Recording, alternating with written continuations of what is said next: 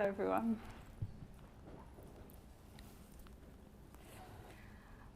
On a clinical trial at Imperial College in London, people suffering with depression trusted our team of therapists, you can see all of us in the picture here, to guide them safely through a psilocybin-assisted therapy treatment. Each person had a unique story. Many had experienced significant loss and trauma. All hoped to find some relief from the unbearable suffering. Despite so much effort on all of their parts to find a way through the darkness, they felt alone, stuck, and unable to find a way forward when we were meeting them. They were incredibly brave and incredibly courageous.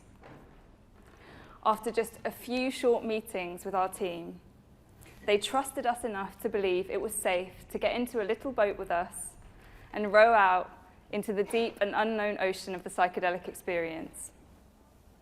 We would spend half a day preparing on the shore safely, and then the next day we'd get into that little boat.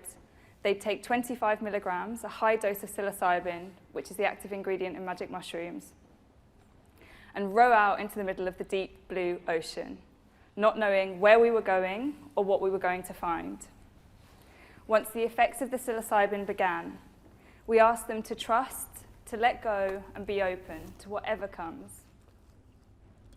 We invited them to swim down towards the bottom of the ocean, towards their deepest wounds, abandonments and rejections and losses.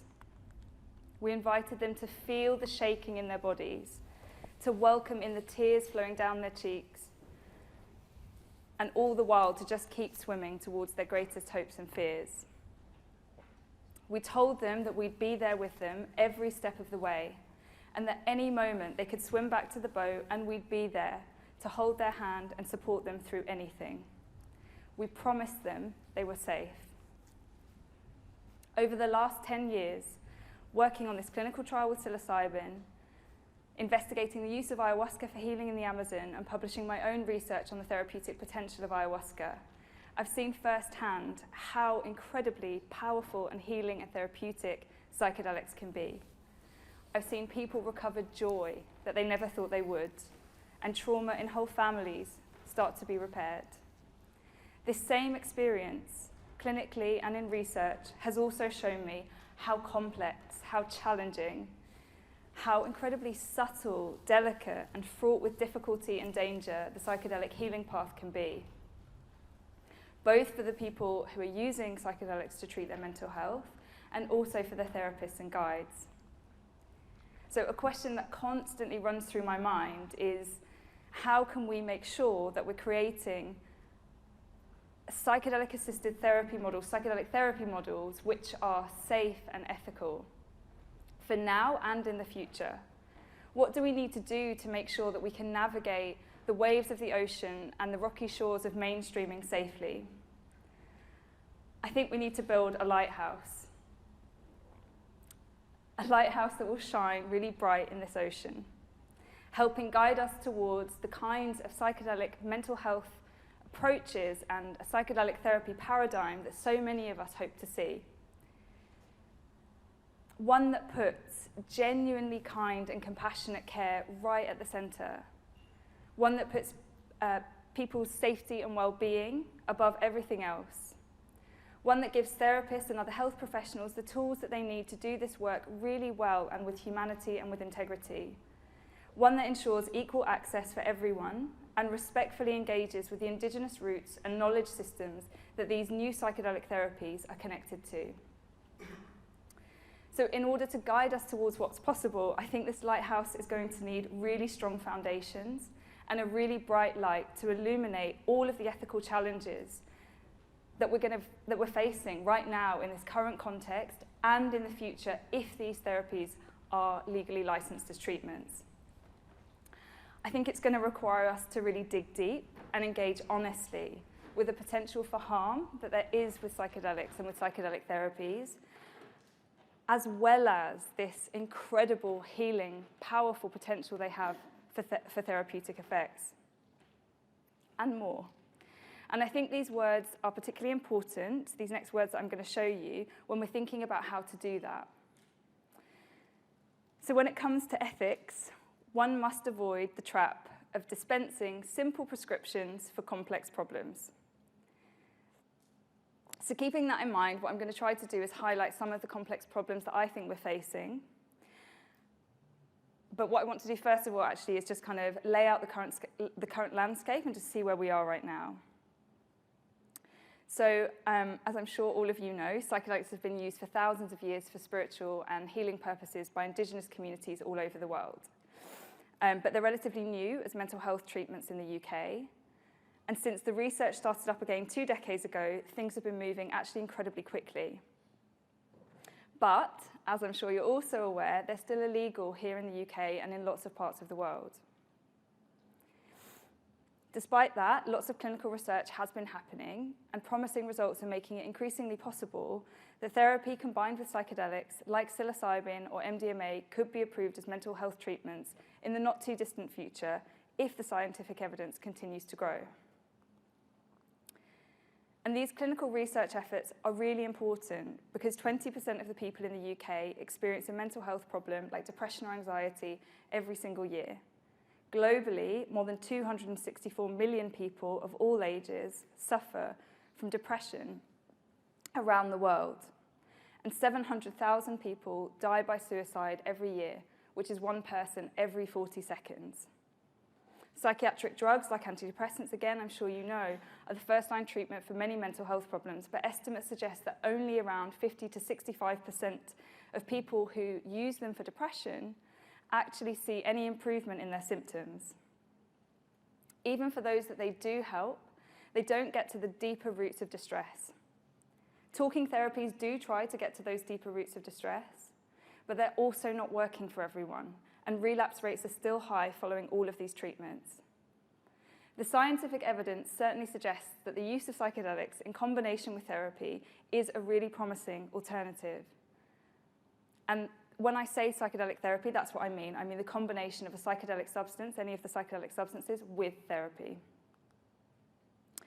So there are lots of different models, which you may also know, and they're being used in clinical trials with all different kinds of therapeutic approaches. So there's cognitive behavioral, there's humanistic or psychodynamic therapies going alongside these psychedelic treatments. So whilst those are all different, what they do all do similarly is pay attention to set and setting, because we know that the person's mindset going into the experience and their expectations and their inner worlds, their kind of attitudes and beliefs will have an impact on the experience itself. And that the person's environment, so who they're with, what the environment is like, their social and cultural background, will also play a role. And those two things can really profoundly affect how safe somebody feels during the experience and either increase or reduce their risk of psychological harm. So there are also lots of theories developing about how psychedelic therapies work, and the likelihood is there's a complex interplay of therapeutic effects which are happening at all different levels. Psychological, biological, neurochemical, emotional, relational, and more, and that they're all implicated in complex ways. But in reality, we're still a long way off licensed treatments and still very much in a process of learning about all of this. And that brings me to the first of the many complex ethical challenges that I think we're facing right now in this current context. So media coverage of the results from psychedelic therapy from the clinical trials has propelled these treatments into mainstream awareness before people can actually access them as legal treatments. So that means many more people struggling with their mental health and with no prior experience of psychedelics, perhaps no knowledge of psychedelics, are now seeking psychedelic experiences in the underground at overseas retreat centres or taking them on their own. So whilst people in those settings, of course, find safe and ethical practitioners and have really positive experiences, the problem is that they seem to be just as likely to find unsafe or unethical practitioners. And they often aren't equipped to tell the difference because there's a lack of information publicly available about safe practice. And even when people do have a safe and positive experience in those settings, they rarely offer long-term support. And that can leave people feeling alienated and alone and even despairing after even, very positive, very blissful psychedelic experiences, they can be very difficult to make sense of afterwards. If, for example, somebody goes home and their support network around them, perhaps doesn't value those experiences, or if they're having another awful episode of depression or anxiety. So the reality of what it's like for someone living with a mental health condition going through this can actually be very bleak. Some of the clinical trial volunteers that I've worked with have had experiences of confusion and alienation afterwards, and we realised what an important need for ongoing aftercare there was to support people in that readjustment to ordinary life, and we were lucky enough to be able to provide that. So any of those things that I've been talking about there can increase the risk of psychological harm occurring for people, and that's put pressure on therapists to respond ethically to the current problem. Health professionals trained in the UK are members of professional organisations, and they're required to uphold the ethical standards of those professional organisations. They exist to protect patients and to support therapists to provide healthcare safely and ethically. One of the overarching ethical principles for all therapists, whether they're psychologists, psychotherapists, counsellors, or psychiatrists by training, is to prevent harm wherever they can. So in response to the current situation, therapists have increasingly been offering integration sharing circles, and that's a place where kind of people can go and share their experiences and receive support if they've had a challenging experience. One-to-one integration therapies also kind of sprung up as a specialist kind of area of therapy, and that's something in which individuals can work therapeutically with their experiences and often also deal with challenging experiences. The majority of therapists that I've come across doing this work do it because they really care, but there are currently no agreed guidelines for therapists on how to deal with the legal or the ethical complexities for providing harm reduction integration work in the UK. Nor is there guidance or clear agreement on what this work really is, or what skills and experience are actually really needed to do it safely and to do it well. So while some of the ethical codes and standards of best practice that we have from our existing professional organisations do help guide us in this work, we actually can't rely on them exclusively, because in some ways psychedelics are actually very different. So in some ways they're very similar to ordinary therapy, but in other ways they're really very different. And because of that, they present unique ethical challenges for therapists, not only in the context of harm reduction and integration, but also in any setting where somebody gives somebody a psychedelic and then acts as their sitter or their guide or their therapist. And of course, that includes clinical trial context. So informed consent, which was mentioned earlier, is one of those really ethically complex areas. As therapists, we talk to people about the treatments that we're going to offer them, so that they can weigh up the benefits and assess for themselves, the risks and the benefits, and is this a treatment that I really want to have? As health professionals, we're in a position of authority, and that puts us in a position of power, which could be used to influence our clients in all kinds of ways, which are not necessarily in their best interests, even with the very best of intentions. So informed consent is absolutely vital. It's a really vital part of ensuring that people coming for treatment have autonomy over their lives, over their own care, over their bodies and their minds. Where this gets complicated with psychedelics is that scientific research evidence shows psychedelics can lead to profound changes in personality and worldview in a much greater, in different ways and to a much greater extent than we'd normally see happening with any of the talking therapies or kind of psychiatric medications. And these changes are associated with improvements in mental health, but they can also happen incredibly quickly and sometimes after a single dose. So this just begs the ethical question: what does a therapist need to tell someone before they take a psychedelic so that they can make an informed decision?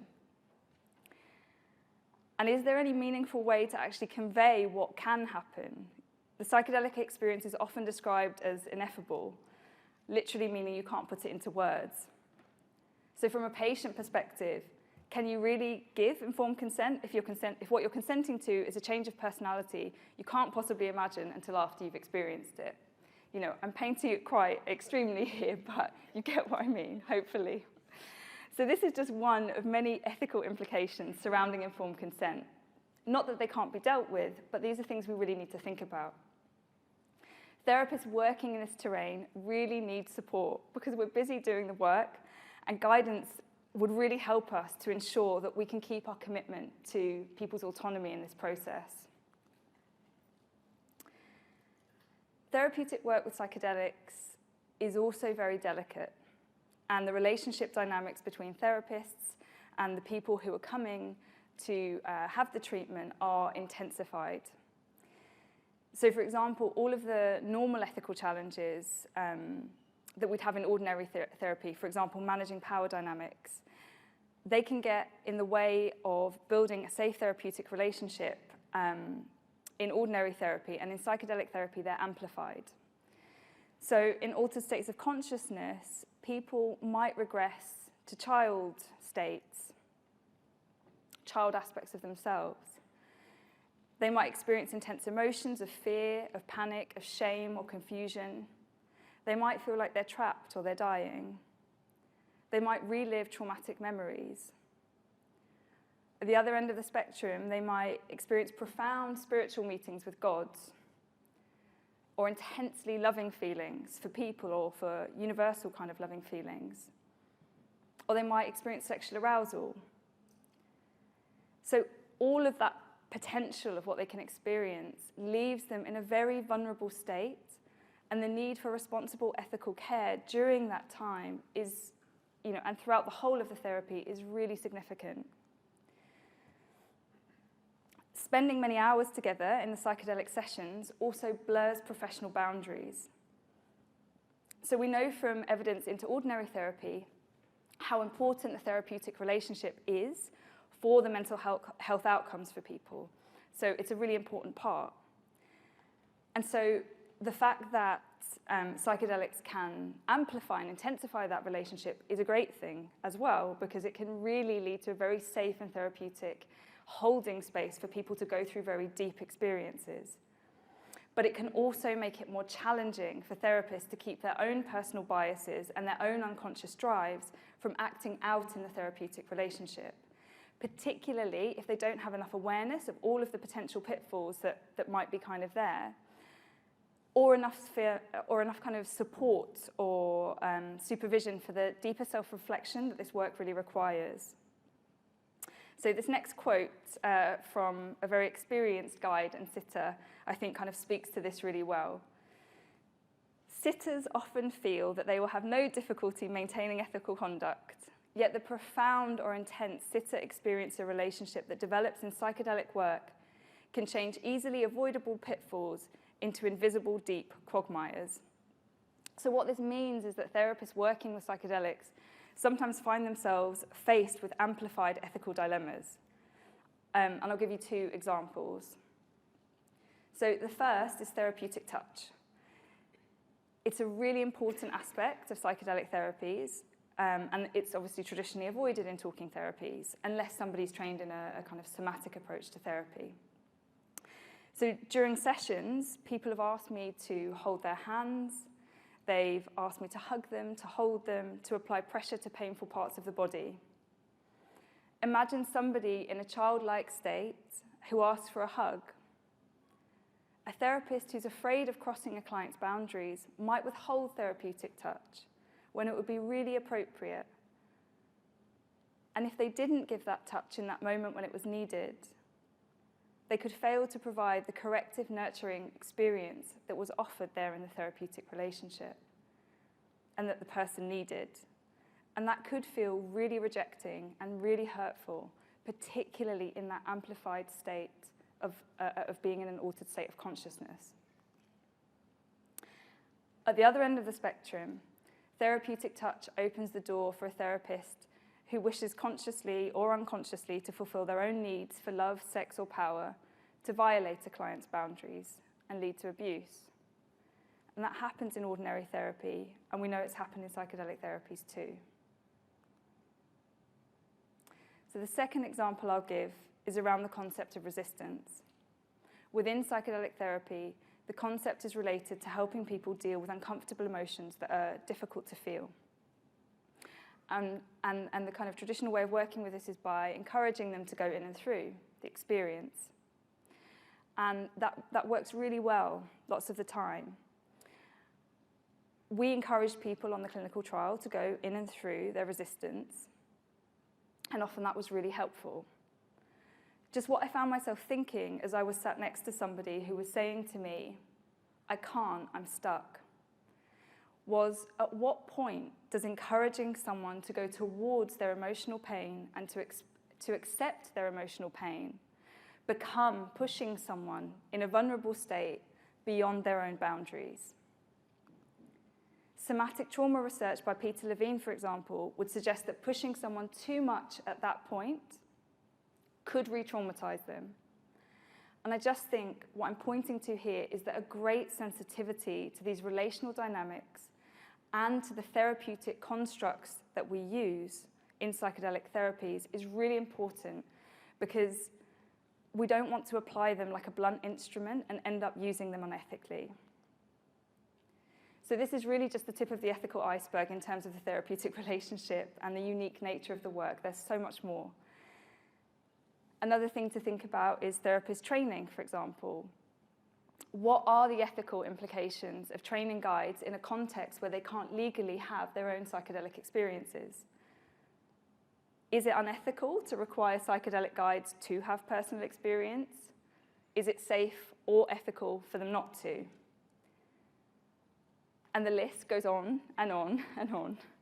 And that's without even mentioning how difficult ethical decision-making actually is, and how little training therapists receive in ethical awareness and ethical training, despite the fact that we all have these codes of ethics that we need to live up to. And let's also not forget that as psychedelic therapies enter mainstream culture, we are not just faced with these decisions at the level of the therapist and the patient that's coming to have therapy.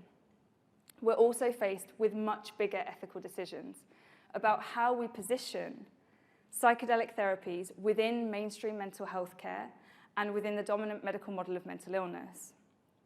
A major risk that I think is there with psychedelic therapies is that a narrow and reductionist view of them as psychiatric medicines which act on the brain to treat mental illness develops as the dominant narrative.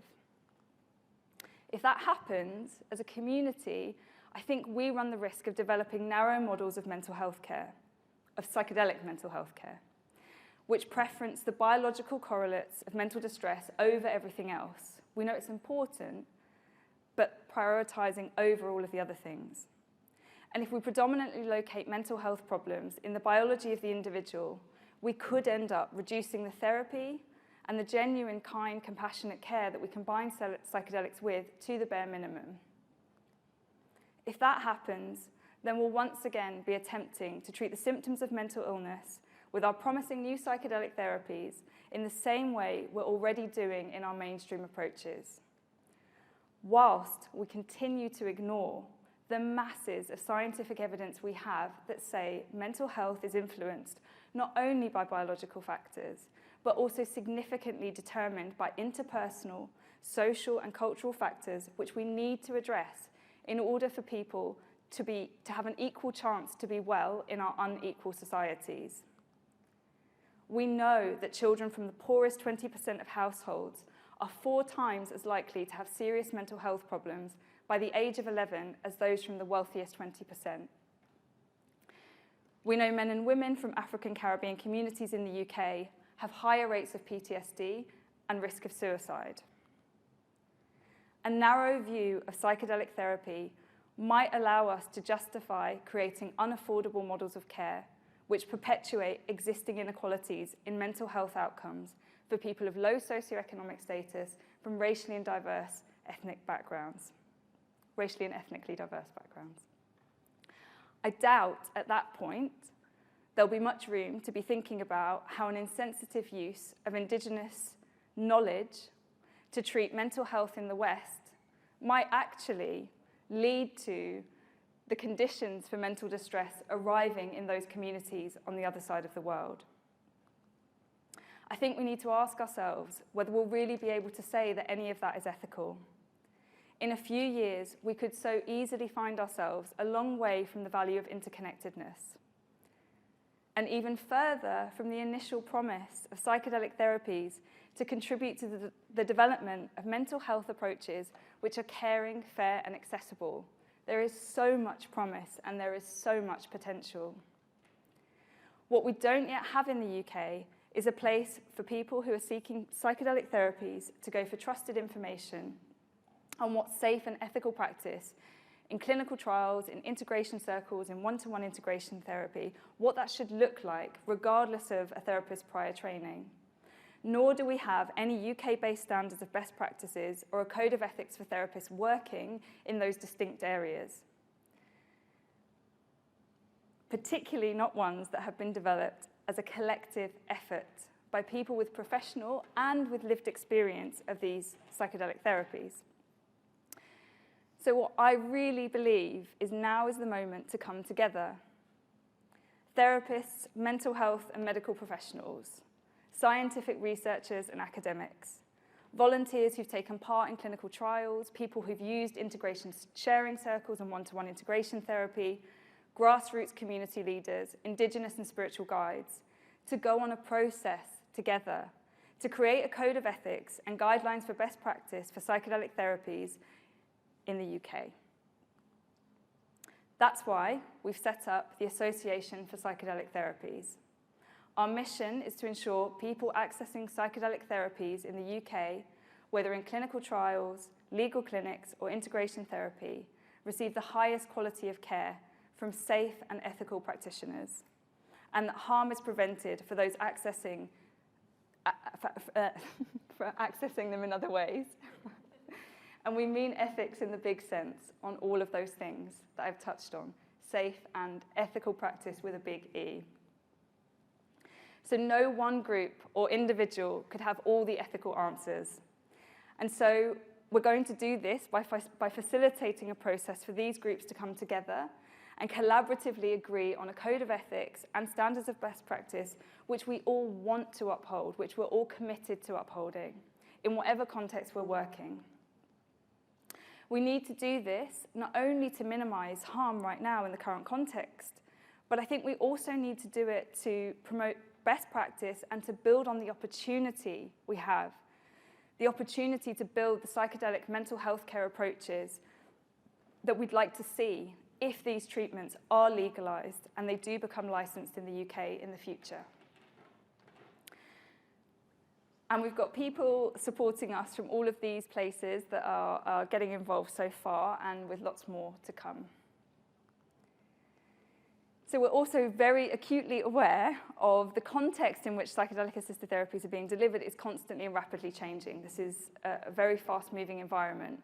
So we imagine that the code and the standards we create will be a guide which continues to evolve.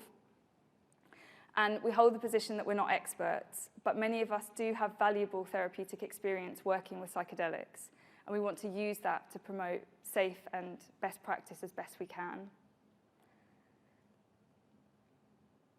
Acknowledging our limitations is also really important, and the knowledge of those Indigenous communities who have significant experience working therapeutically with psychedelics is also really important to us. Beyond that, so is sharing our knowledge and the things that we learn so that the relationship is reciprocal. We believe the voices of the people in the community who've personally used psychedelic therapies is also so valuable. We think that all of our voices deserve to be heard in the process. To be a really truly psychedelic endeavor, we believe this collaborative effort needs to be through an embodied ethics process.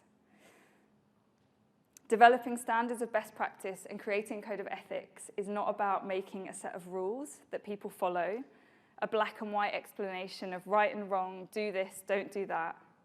It could all too easily become authoritarian and dogmatic, and that's really not the point. It's a dynamic process which we breathe in and we bring to life as we make decisions every day about how to act as therapists and members of the community. It's those small, everyday actions that build towards the kinds of future psychedelic therapies I think that we want to see. The process will invite us to look at ethical challenges, big and small, through a psychedelic lens, looking flexibly from many different angles, thinking through all of the eventualities, feeling in our hearts and our bodies what the decisions we're making might feel like for others, and choosing those actions which are safest and best for the people with mental health difficulties accessing these therapies. I really think ethics are aspirational. They set the bar high, and they invite us to reach towards them. They're inspiring and they're hopeful. They offer us the possibility of what psychedelic mental health care approaches actually could be. Beyond creating standards, best practice, and a code of ethics that we can hopefully all agree on, we also know how important it is to live these ethical principles every day. We're human, it's not easy, and we'll get it wrong. But we need to be thinking about this in our clinical work and in our decision making. So we also want to try and support clinicians in the field by facilitating ethical awareness training, and also supporting the development of peer supervision networks that will really offer that holding and support for therapists, and the places for deeper self-reflection and places of accountability that we really need to hold therapists and their patients through these therapies. So there's already some incredible work happening around ethics by really experienced psychedelic therapists, and that complements all of this. So our colleagues Tim and Maria at the Institute of Psychedelic Therapy in the UK, they've created a safe and a trusted training organisation which we know has a deep and ethical commitment to ethical practice. Our psychedelic therapist colleagues working in clinical trials in the UK, they're already thinking really deeply about the ethical and the theoretical implications of the work that they're doing and the theoretical frameworks that they're using. So there's so much already happening here. And our experienced colleagues in the US are developing frameworks for harm reduction and integration practice, and lots of other scientists and academics have really already made quite notable contributions to the academic literature on this. So as we do this together, we are not going to waste time reinventing the wheel and replicating what's been done. The Association for Psychedelic Therapies is here to make a home for all of us to do this work together and to facilitate a process that will let us dig deep enough to make sure that we do it really well, because it really matters. So we're building a lighthouse, and we need every one of you to build it with us. Going on this journey together means we can put strong foundations in place for what's happening right now in the current context and for the future if these treatments prove to be effective and are one day legally licensed. We don't know what the future holds, and we aren't naive. The ongoing interaction of scientific investigation, mainstreaming, culture, corporate investment, and ethics won't be simple to hold or easy to navigate. There may be stormy seas to weather as we move forward. We hope the ethical code that we can create together can illuminate the ocean through those storms, and that whatever happens, help guide all of our boats home safely. As the scientific research progresses, we believe addressing these ethical concerns and doing it now is also about laying a foundation for those possible clinics of the future to be compassionate, to be accessible, to be affordable and reciprocal. At the Association for Psychedelic Therapies, we believe this is about more than just a need to promote safety. It's an opportunity to build towards psychedelic mental health care approaches that can sit alongside those we already have and be different. Ones which enter the mainstream mental health care with frameworks that can hold more of the whole person and the environmental factors which contribute not just to our individual health, but our collective health too. A lighthouse keeper is someone who really cares about the other people out at sea. If they notice people sailing into dangerous coastlines on their way home, a lighthouse keeper will go out and will try to help them. No one of us can bring psychedelic therapy safely and ethically into mainstream mental health care alone. We're all going to make some mistakes, and we will inevitably find ourselves navigating the troubled waters of complexity. But it's all okay, as long as we remember to be the lighthouse keepers for each other, and we keep the flame burning. Thank you for listening.